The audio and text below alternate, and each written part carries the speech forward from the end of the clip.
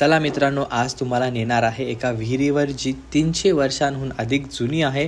लिंब गावात सातारा येथे ही विहीर आपल्याला पाहायला भेटते.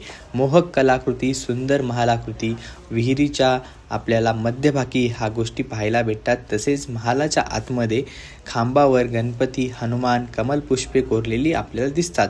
विशेष म्हणजे हत्तीवर आणि घोड्यावर विराजमान झालेले छत्रपती शिवाजी महाराज यांचेही शिल्प आपल्याला तिथे पाहायला भेटते. प्रत्यक्ष विहिरीत प्रवेश करण्याआधी आड विहिरीसाठी प्रशस्त पायऱ्या आणि एक भक्कम पूल आहे. तेथूनच छुप्या महालात आणि विहिरीत जाण्यासाठी तसेच शत्रूपासून निसटण्यासाठी छुप्या भुयारी वाटा सुद्धा आपल्याला तिथे पाहायला भेटतात. विहिरीचा व्यास 50 फूट आणि खोली 110 फूट असून विहिरीचा आकार अष्टकोनी आणि शिवलिंगाकृती आहे. मोटांची रचना अशा प्रकारची पाहायला भेटते. पाणी या बाजूने पुढे 3 मोटांचं पाणी एकत्र करून पाटाद्वारे पुढील ठिकाणी नेले जाईल.